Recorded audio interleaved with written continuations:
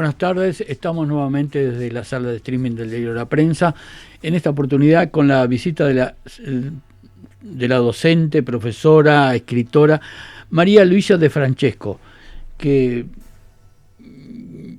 acaba de editar un libro que se llama Todas las abuelas, un tema que da para hablar. Pero entremos en materia. Buenas tardes, ¿cómo le va? Buenas tardes. Muchas gracias, antes que nada, por la invitación. Los agradecidos somos nosotros, porque siempre es interesante hablar sobre todo de libros. Y cabe señalar que la señora es profesora docente de literatura, especializada en lectura infantil. ¿Es así? Literatura infantil y juvenil. Y juvenil, muy bien.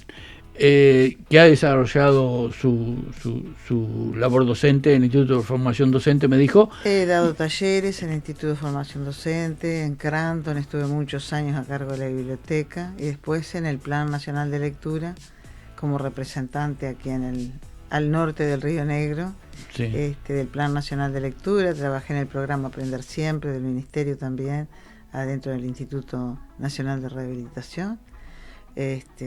Trabajé en la plataforma virtual del Ministerio de Educación también como docente, siempre abordando el tema animación a la lectura en la primera infancia, en la adolescencia, y también muchos de esos años el Ministerio hizo convenio con la Intendencia, entonces desarrollaba mi labor muchas horas adentro de la biblioteca infantil, pero muchas horas también afuera, ¿no? O sea que tengo un largo recorrido de escuelas y liceos en Salto y en las zonas rurales, en Paysandú, en Mercedes, en Artigas, en Rivera, en todo el norte del Río Negro.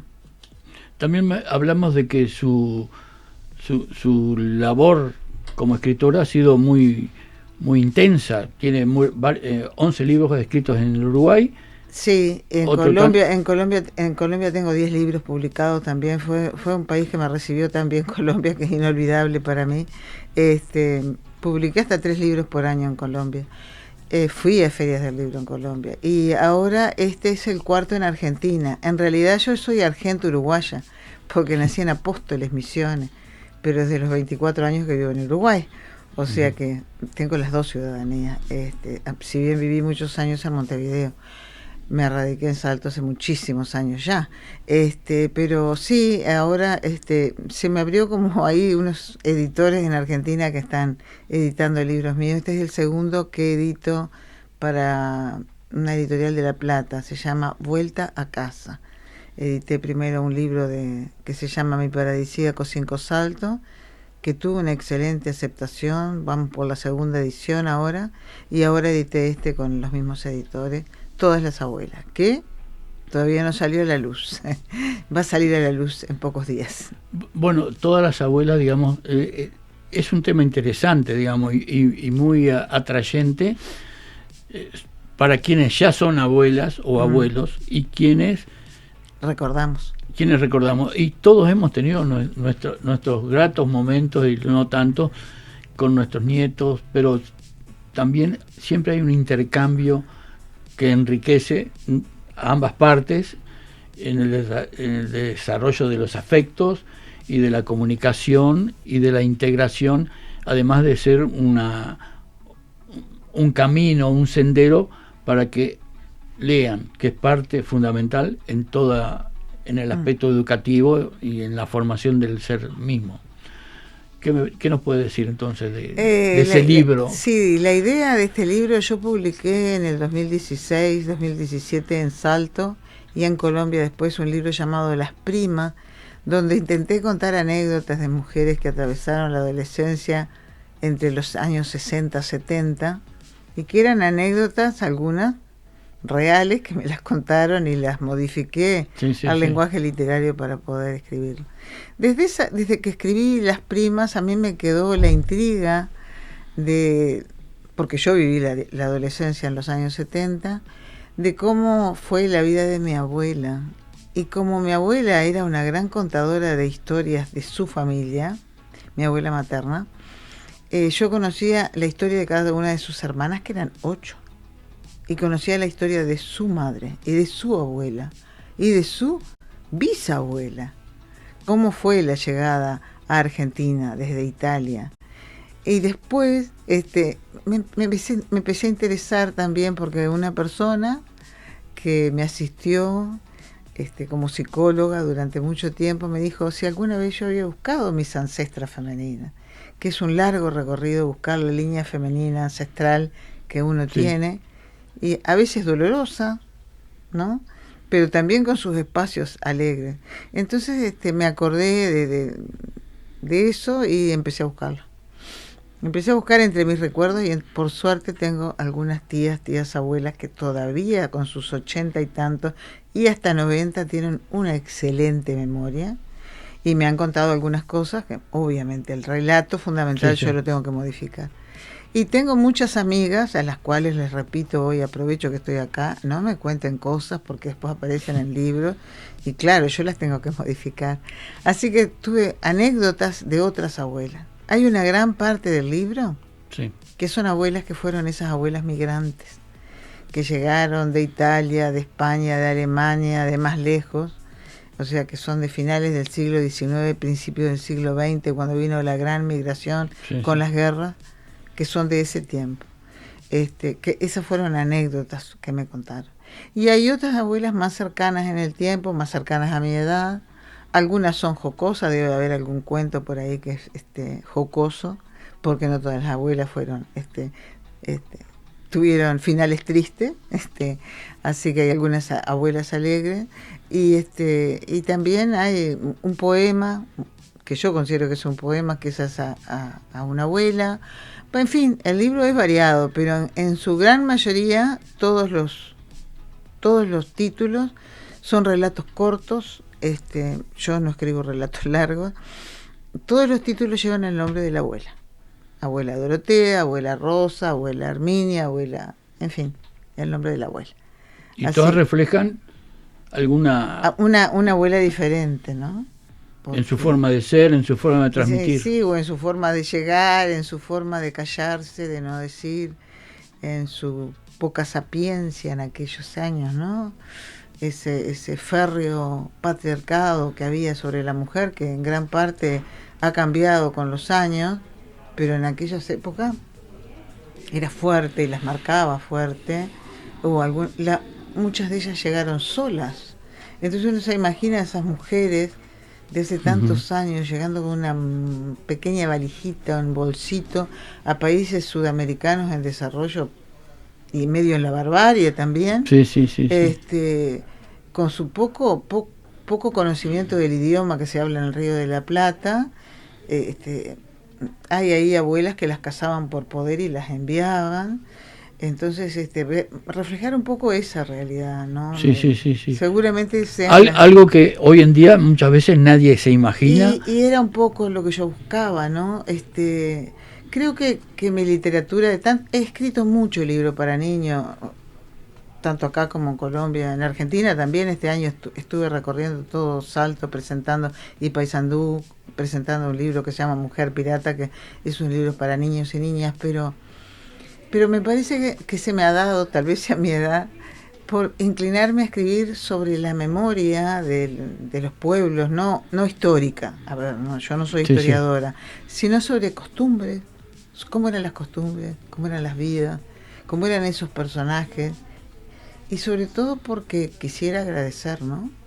Para mí es un agradecimiento, porque gracias a mi abuela, a mi bisabuela, a mis tías abuelas, que emprendieron esos viajes tan largos y que me imagino lo que habrá sido para ellas, esos viajes tremendos en el mar, no eran viajes de avión de 6 horas como ahora,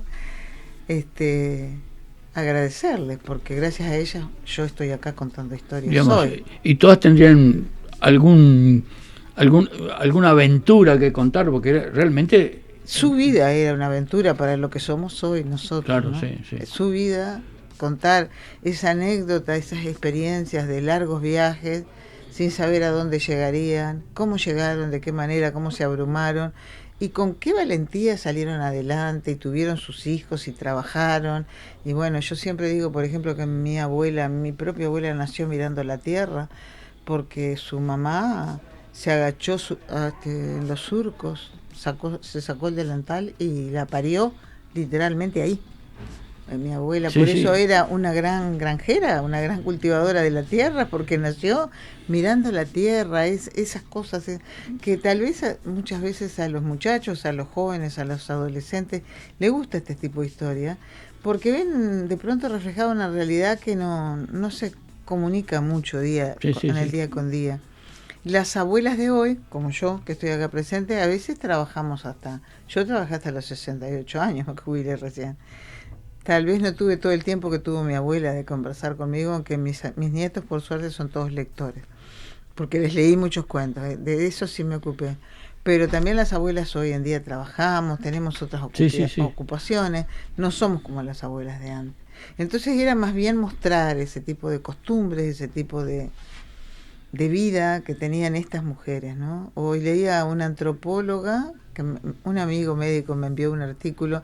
Me dijo, para tu libro, le dije, ya es tarde, no lo puedo incluir, un artículo muy lindo. Cómo en las abuelas descansa el proyecto de humanidad de casi toda América Latina.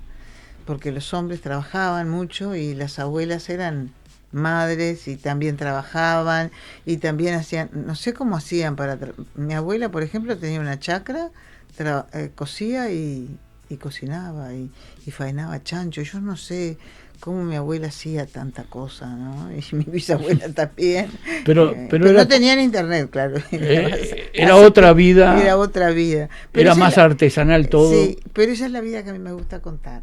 Y por eso he estado recogiendo de un lado y de otro. Pero también es bueno conocerlo, porque la vida ha cambiado tanto desde que de esas bisabuelas, tatarabuelas, abuelas al día de hoy, que es bueno que los jóvenes lo sepan, que no todo que no todo es como ahora tan fácil y que no todo se reduce a un celular. Exactamente, eran vidas muy duras y sacrificadas, y bueno, y gracias a esas abuelas hoy estamos acá en este estudio, que tienen internet, que tenemos micrófonos, que tenemos pantallas, que tenemos toda la cobertura.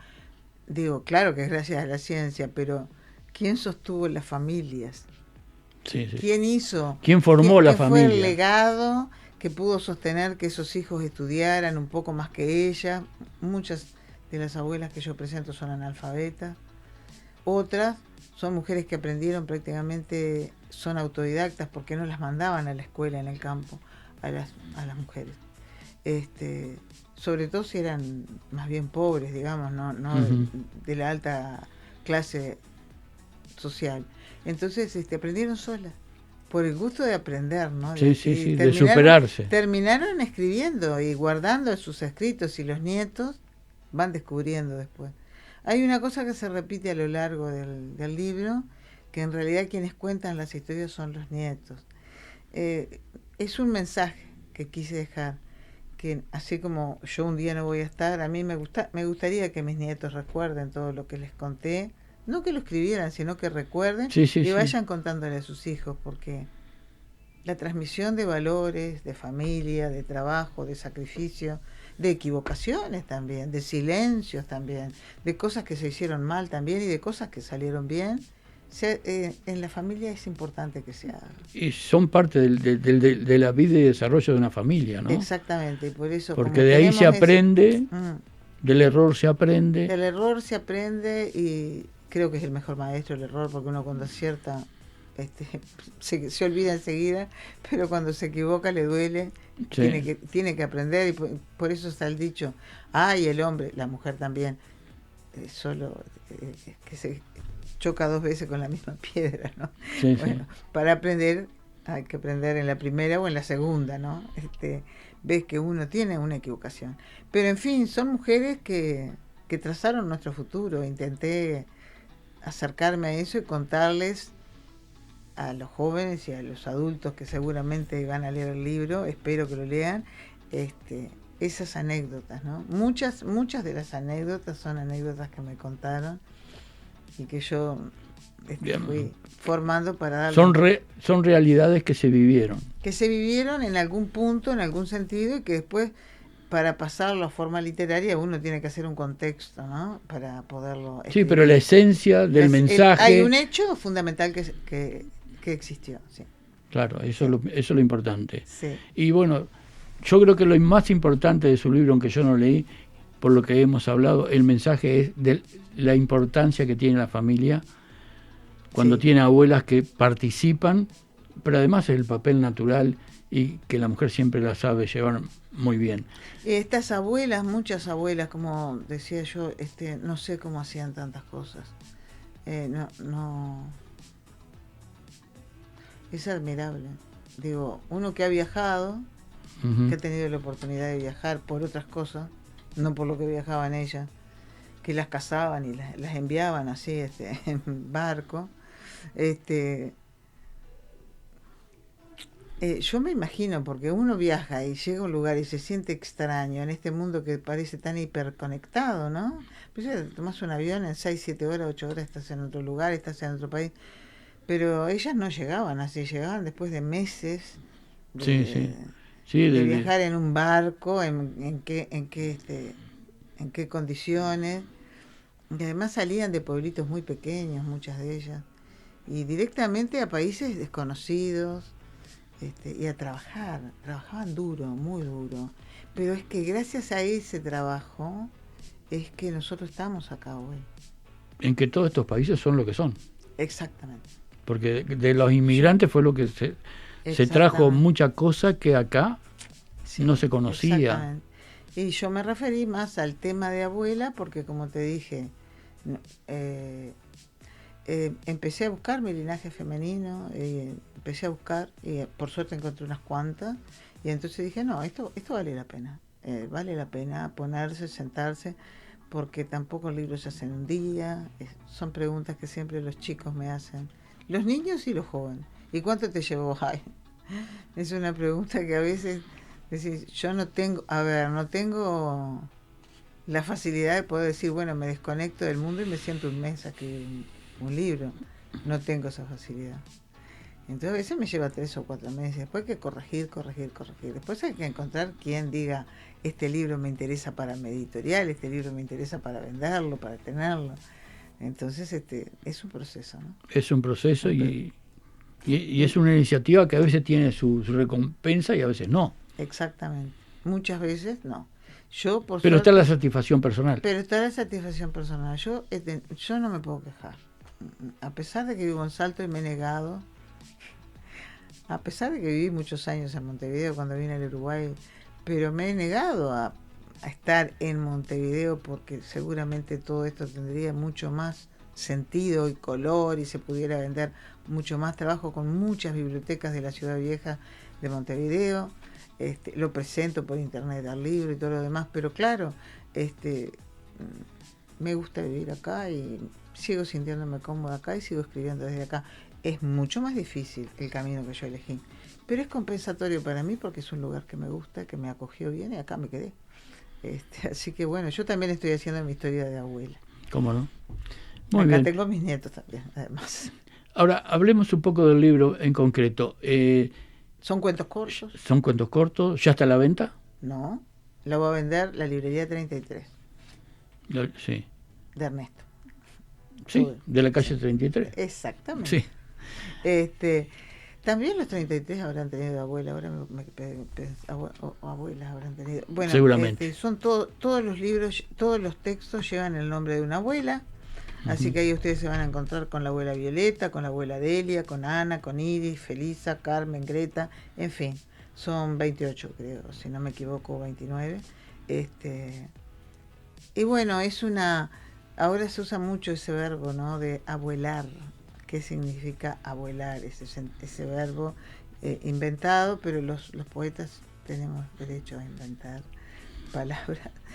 Es válido. Entonces, se trata de eso, ¿no? Cada una, ¿qué hizo con ese verbo abuelar? Lo que pudo. Vamos a aclarar. Claro. Que todos hacemos muchas veces lo que podemos y no lo que queremos. Porque también tenían su estirpe atrás, ¿no? Y bueno, si quieren les leo un pedacito de una. Bueno, léanos una de esas narraciones. ¿Cuál les gustaría? Dorotea, No sé. Enriqueta, Gabriela, Remedio. Elija cualquiera y... Acá hay uno que les gusta mucho, que los editores me lo elogiaron mucho. Voy a empezar con esta, pero no voy a leer el cuento completo porque lo tienen que leer ustedes. Que me lo elogiaron mucho. Yo creo que es por la semejanza, ¿no? Que se llama Abuela Carmen.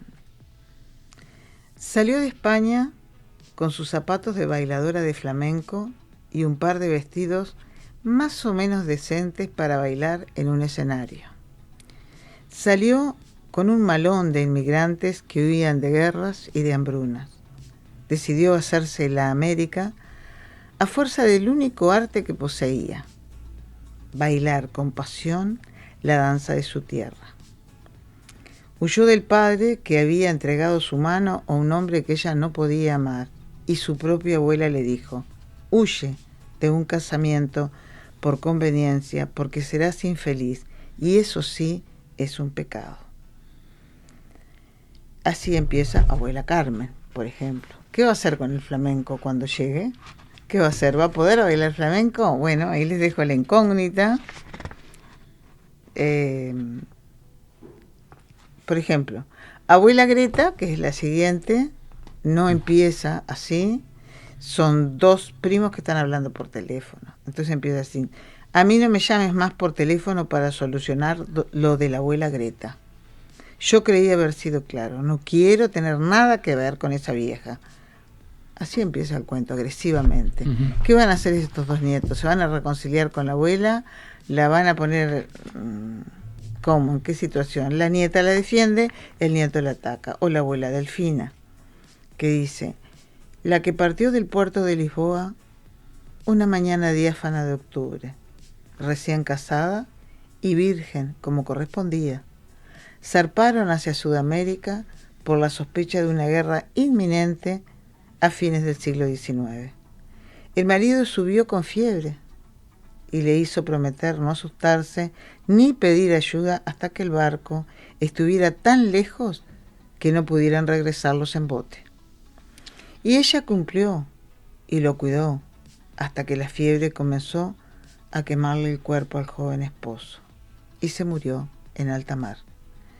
Su cuerpo debió ser amortajado y arrojado al agua salitrosa. Su viuda no paraba de llorar y tampoco pudo salir más del camarote porque ella y después el barco quedaron en cuarentena. Así empieza la historia de la abuela Delfina. Y así podemos seguir todas. Ah, sí. Por hora. La abuela Ofelia. Uh-huh. La abuela Ofelia se quedó viuda con una hija muy joven, casi adolescente, y dedicó el resto de su vida al trabajo y a tener amantes. Le gustaba bailar, beber, reír y jamás le importó lo que la sociedad dijera de ella. El que dirán, el famoso que Hay dirán. de todo tipo de abuela acá. Acá hay de todo tipo de abuela, pero quería leerles otro. Abuela Noelia. Sacando cuentas un día con mi madre pensamos que la abuela Noelia para este tiempo ya tendría unos 120 años, o sea, no estaría viva.